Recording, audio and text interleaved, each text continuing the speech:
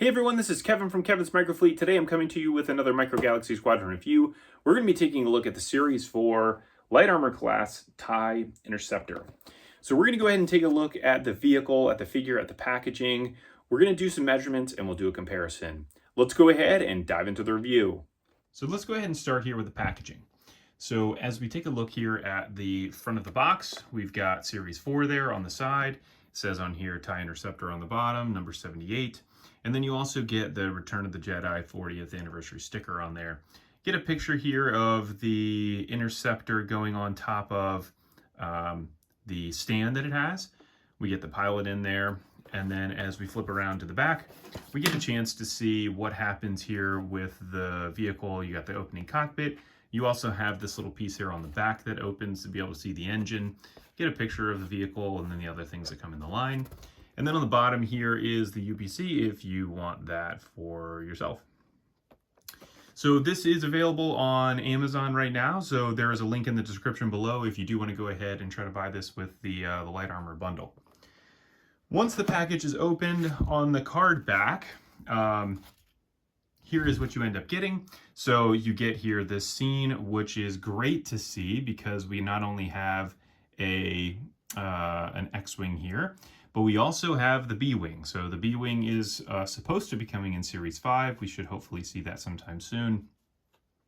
And that is that. And then on the underside of the package, you know, this part here where you get the TIE Interceptor. On the other side is typically some type of a scene. In this scenario, you don't really get much of anything. It just shows like the background of a galaxy or something. So that is that. So let's go ahead and start here with the pilot. So they do have them packaged in its own individual case here, which is really nice. And so we do get a chance to open this guy here and take him out of the packaging.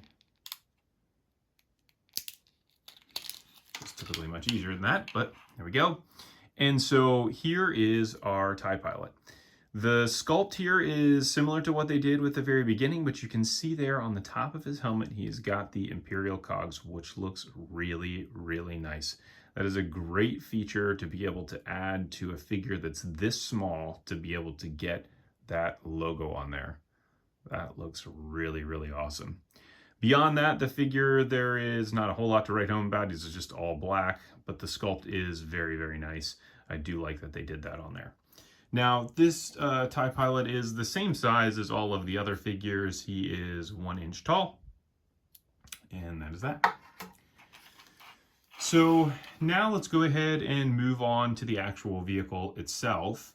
And so I'll start with two different things. First is the flight stand that it comes with. So I guess you could call this flight stand. It actually has this little piece here on the bottom. This is inside the packaging on the bottom of it. And this is actually a very clever design. So they actually made on here these little ramps, those little angled pieces to be able to hold the vehicle in so that it's in the horizontal position.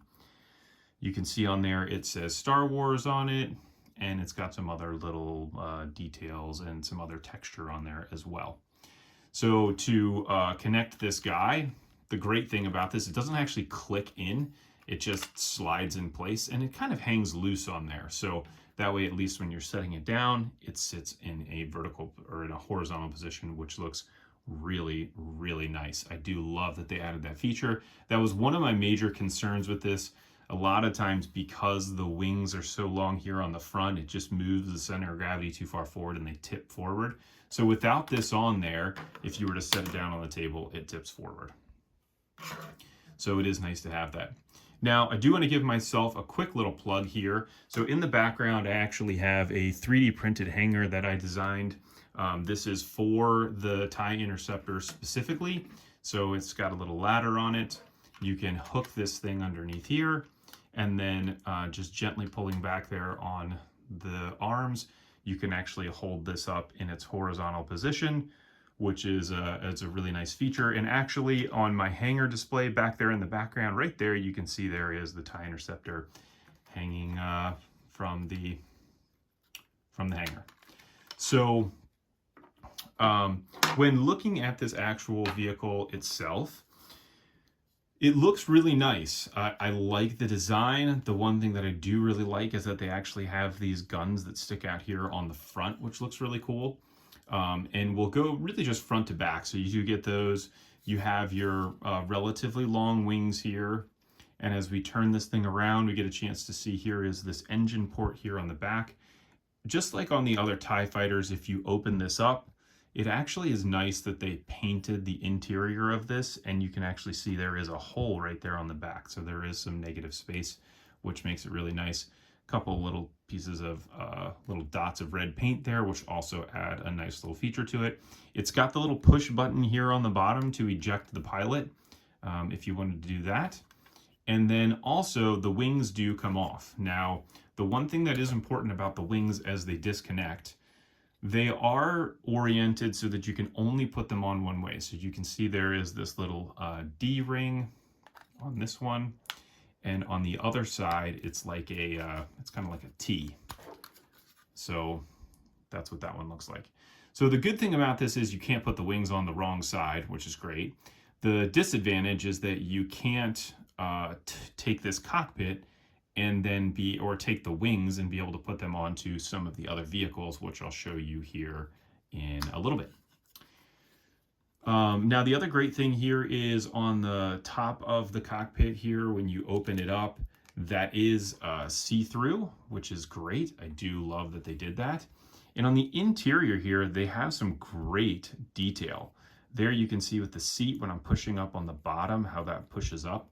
And when you go to put the pilot in, the other great thing is, because this cockpit is so big, when you go to sit the pilot in there, you can see there's like a little teeny tab there that would be essentially in between his legs.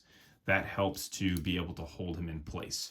So it's kind of hard to get him in there. I'll go ahead and try and do that here off camera. All right. So after some serious moving around, I did get the pilot to actually get in there. There you can see his feet are stuck in between those little pieces. Now, let's do some quick measurements, and then we'll do a comparison to some of the other vehicles that we have in the line. So from side to side, this is about 3.5 inches. Top to bottom, it's about 3 1/8 maybe. And then the actual cockpit size here is slightly bigger than 1 inch, so that's maybe 1.25 inches. Now, when looking at this, so the first version of the TIE Interceptor that we actually got from Micro Galaxy Squadron is this version, which is the San Diego Comic-Con. This is the storyboard series. So you can see it's got this white paint on it. It's kind of made to look like a storyboard. It also still has its stand there. So that is that. And then you get these other two, which come in the Destroy the Death Star battle pack with the Millennium Falcon. And these guys have just some paint deco on them. You can see that here on the sides of the wings. The paint deco is only on this right side of the wings, as well as it's just slightly different on the cockpit. Other than that, the vehicles are the exact same mold.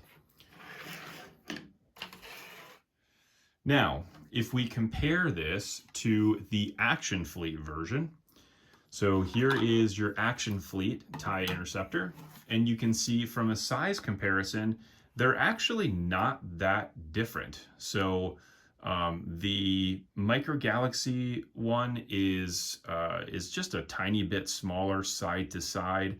The cockpit is a little bit smaller as well. Definitely the wing turrets there are significantly smaller. Looking at it from the side, you'd actually see that the wings are almost the exact same size. Obviously with the guns here adding a little bit of extra length to it. And then here is what it looks like from the back.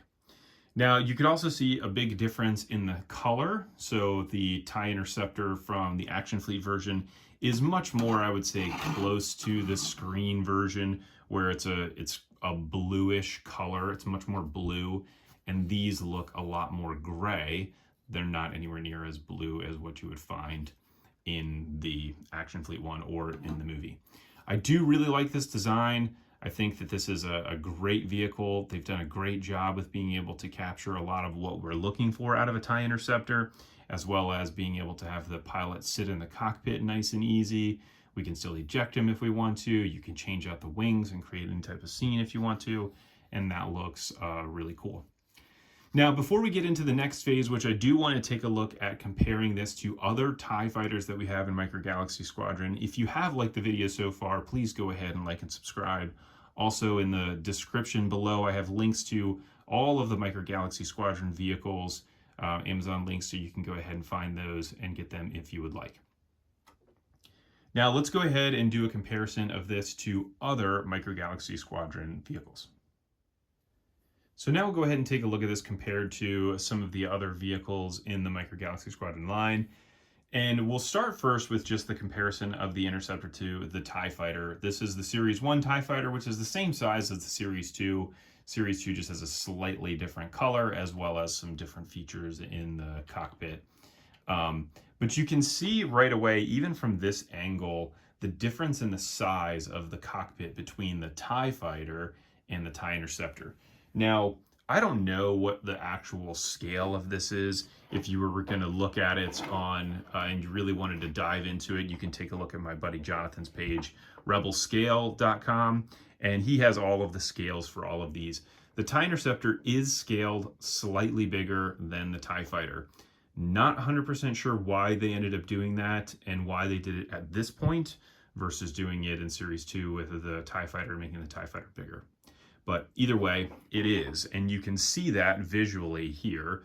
From a measurement perspective, again, the cockpit there on the TIE Interceptor is about 1.25 inches, and for this one, it is just over 1 inch, maybe 1 1/16 or 1 1/8 inches. So you can also see the width of the cockpit is bigger. So the TIE Interceptor is much wider as well. Again, not really sure why they did that. When you look at them compared next to one another, you know, just looks different. It looks like the TIE Interceptor is bigger.